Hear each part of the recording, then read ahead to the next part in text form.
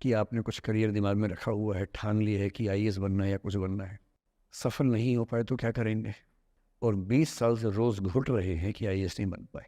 Proper IAS, proper IPS में नौकरी करने वाले लोग, और इन तीनों ने अपना जीवन समाप्त कर लिया। अंतिम जो आपके जीवन में समस्या हो सकती है, करियर को लेके हो सकती है कि आपने कुछ करियर दिमाग में रखा हुआ है, ठान लिया है कि आईएएस बनना है या कुछ बनना है। आप कुछ भी ठान लें, सिर्फ आपके हाथ में नहीं होता है। सफलताएं असफलताएं जीवन में रहती हैं। 10-11 लाख लोग आईएएस का फॉर्म भरते हैं, 5 लाख आईएएस का एग्ज़ाम देते हैं, 1000 का सिलेक्शन होता है। हर एग्ज़ाम में घुमा फिरा की यही स्थितियाँ होती हैं। पॉलिटिक्स में, स्पोर्ट्स में, बिजनेस में, हर जगह कंपटीशन इतना है। सफल होने की जितनी संभावना है, उससे कई गुना संभावना विफल होने की हर क्षेत्र में है। सफल नहीं हो पाए तो क्या करेंगे? और मैंने ऐसे लोगों को देखा है कि आईएएस नहीं बन पाए 20 साल पहले, और 20 साल से रोज़ घुट रहे हैं कि आईएएस नहीं बन पाए। रात दिन यही ख्याल होता है कि आईएएस नहीं बन पाए, या पीसीएस नहीं बन पाए, या कुछ खास सोचा था जो नहीं कर पाए। तो मैं आप लोगों से निवेदन करूंगा कि यदि आपकी आर्थिक पृष्ठभूमि ऐसी नहीं है कि जो बहुत मजबूत हो, तो हमेशा एक बैकअप ऑप्शन ज़िंदगी में लेके चलिए। किसी करियर को दिमाग पे इतना हावी मत होने दीजिए कि वो नहीं मिलेगा तो कुछ नहीं होगा। आप उस दौर के व्यक्ति हैं जहाँ इतने ऑप्शंस दुनिया में हैं जितने कभी नहीं थे। इतने ऑप्शंस हैं। बस एक ठीक ठाक सा व्यक्तित्व बना लीजिए, एक ठीक ठाक सा कॉन्फिडेंस रखिए अपने ऊपर। और यदि आपके पास बेसिक स्किल्स हैं, भाषा की, चिंतन की, समझने की, कैलकुलेशंस करने की, प्लानिंग करने की, स्ट्रेटेजाइज करने की, और मेहनती आप हैं, मैं गारंटी से कह रहा हूँ कि इस दुनिया में कंपटीशन नंबर्स में बहुत ज़्यादा है, कायदे का कंपटीशन नहीं के बराबर है। बहुत मजबूत लोगों से आपको भिड़ना नहीं पड़ता है। भिड़ते हैं 5 लाख से, पर उन 5 लाख में कुछ ही हैं जो भिड़ने लायक हैं। इतना कॉन्फिडेंस रखिए। जैसे कहते हैं ना कि हम भी दरिया है, हमें अपना हुनर मालूम है, जिस तरफ भी चल पड़ेंगे रास्ता हो जाएगा। इतना भरोसा अपने ऊपर रखिए कि ठीक है, ये नहीं तो कुछ और करेंगे, वो नहीं तो कुछ और करेंगे, लेकिन कुछ ना कुछ बढ़िया कर लेंगे। और उस बढ़िया करने की शुरुआत कॉलेज की ज़िंदगी से होती है। उड़ान सोसाइटी संभाल लेंगे, निष्ठा संभाल लेंगे। अभी मैडम ने बताया कि 80 सोसाइटी से बताई, इसको में 60 बताई। 60 सोसाइटीज़ हैं, किसी सोसाइटी का हिस्सा बन जाइए। ये सोसाइटीज़ का हिस्सा बनने का असली पर्पस क्या है? इसी बहाने एक्सपोजर मिलता है, आप कुछ करते हैं, मंच पे आते हैं, लोगों से मिलना जुलना होता है, स्किल्स डेवलप होती हैं, और अंत में जो जीवन में काम आता है, यही स्किल्स काम आती हैं। और यदि वो स्किल्स हमने डेवलप कर लिया, और वो स्किल्स पढ़ाई से नहीं आती हैं। जो क्लासरूम के अंदर की पढ़ाई है वो सबसे कम महत्वपूर्ण चीज़ होती है कॉलेज में।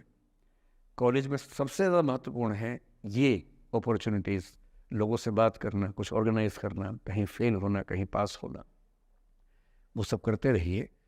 और मैं दावे से कह रहा हूँ कि इस दुनिया में कंपटीशन कहने के लिए ज़्यादा है, दरअसल ज़्यादा नहीं है। पूरी बात का सार ये है कि किसी की भी ज़िंदगी फ्लैट नहीं होती है, उसमें कर्व्स आते रहते हैं, ऊंच नीच सबकी ज़िंदगी में आती है। मैंने भी कम नहीं झेली है, आज मैं यहाँ खड़ा हूँ ऐसे नहीं खड़ा हूँ, कुछ तो झेला ही होगा, मैंने भी ठीक ठाक झेला है। जिस उम्र में आप मौज मस्ती करते हैं, मैंने उस उम्र में कैलकुलेटर बेचे हैं। मैं सेल्समैन रहा हूँ 17 की उम्र में, और मैं बिजनेस फैमिली से नहीं हूँ। बिजनेस फैमिलीज में बच्चों को 17 में काम पे लगा देते हैं। मैं तो नौकरी पेशा परिवार से था, कुछ समस्याएं थी तो सेल्समैन बन के घर घर में जाके बेचना पड़ता था। तौहीन भी होती थी, लोग धिक्कारते भी थे, मजाक भी उड़ाते थे। वो समझे ना है, अपना खर्चा 17 की उम्र से खुद उठाया है, क्योंकि घर में दिक्कत थी। तो क्यों मांगू मैं घर से पैसे भाई, जब मुझे पता है कि मेरे घर में दिक्कत थी उस समय, क्यों मांगू? आपकी जिंदगी इस दुनिया के करोड़ों अरबों लोगों से बेहतर है, कुछ एक लोगों से खराब है। केवल उन कुछ एक पे ध्यान मत दीजिए, उन करोड़ों पे भी ध्यान दीजिए जिनसे अच्छी आपकी जिंदगी है। और इतनी कुव्वत आपके अंदर है, आप इस देश के सबसे अच्छे विश्वविद्यालयों में से एक, दिल्ली विश्वविद्यालय के सबसे अच्छे कॉलेजेस में से एक, हंसराज कॉलेज में विद्यार्थी हैं। ये मजाक नहीं है, आप इस देश के एलीट हैं, एलीट। इस कॉलेज और यूनिवर्सिटी का नाम बोलते ही कितने बंद दरवाजे खुल जाते हैं, आपको अंदाज़ा नहीं है, आगे जाके समझ में आएगा। बस इतना करना है कि जब जब ज़िंदगी नीचे की तरफ जाए थोड़ा सा हौसला बना के रखिए। कुछ ही दिन की बात होती है, हर चीज़ कुछ ही दिन की होती है। बहुत अच्छे वक्त में और बहुत बुरे वक्त में एक ही वाक्य कॉमन याद रखिए, कुछ दिनों की बात है, ये वक्त गुजर जाएगा। बहुत अच्छा हो तब भी ध्यान रखना है, आदत नहीं बनानी है। बहुत बुरा हो तब भी ध्यान रखना है, ये सब खत्म हो जाएगा। मैं एक आईएएस ऑफिसर को जानता हूँ, 2 आईपीएस को जानता हूँ, बहुत योग्य लोग, देश के सबसे अच्छे संस्थाओं से पढ़े हुए लोग, प्रॉपर आईएएस प्रॉपर आईपीएस में नौकरी करने वाले लोग, और इन तीनों ने अपना जीवन समाप्त कर लिया नौकरी में रहते हुए। क्यों? क्योंकि नौकरी और घरेलू जो दुविधाएं थी उनको झेल नहीं पा रहे थे, ना झेल पा रहे थे, ना भूल पा रहे थे, लेट गो नहीं कर पाए तो गिव अप कर दिया। और इसलिए मुझे अक्सर लगता है कि जितनी चीज़ें हम सिखाते हैं बच्चों को, हिस्ट्री, इकोनॉमिक्स, लिटरेचर, वो सब ठीक है, उनका भी महत्व है। शायद उससे ज़्यादा महत्व इस चीज़ का है कि ये समझें कि अपने इमोशंस को कैसे मैनेज करना है। जब जीवन में ऐसा लगे कि सब खत्म हो गया है, जब जीवन में लगे कि बहुत टॉक्सिक किस्म की लाइफ हो गई है, उससे बाहर कैसे निकलें, शायद ये सबसे महत्वपूर्ण लेसन होता है जो हम सबको सीखना चाहिए।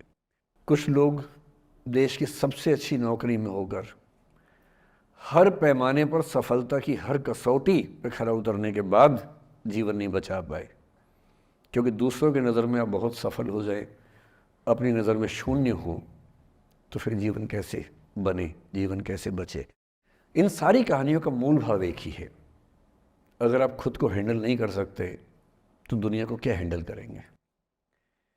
दुनिया को हैंडल करने से पहले खुद को हैंडल करना सीखना पड़ता है, और उसका सबसे आसान जो रामबाण उपाय है उसको बोलते हैं द आर्ट ऑफ लेटिंग गो। जाने दो।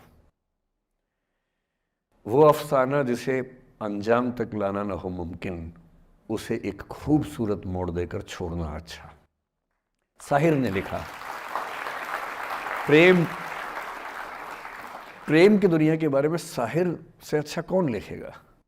मुझसे कुछ बच्चों ने पूछा इस बीच में कि जितना आसानी से आप बोल रहे हैं, क्या सच में इतना आसान होता है? कैसे छोड़ें उन चीज़ों को जो मन पर हावी हैं, उन इमोशंस के टर्मोइल को, उन इमोशंस की इंटेंसिटी को कैसे मैनेज करें? क्या सच में इतना आसान होता है? आसान तो नहीं होता है। मेरी उम्र में आसान है, आपकी उम्र में आसान नहीं होता है। मेरी उम्र में क्यों आसान है? क्योंकि ये सारा खेल हार्मोन्स का है, ये सारा खेल केमिस्ट्री का है। हम सब दरअसल बहुत सारे केमिकल्स, जिनमें से कुछ का नाम हार्मोन्स हैं, उन केमिकल्स और हार्मोन्स के बहुत सारे इंटरेक्शंस के रिजल्ट हैं।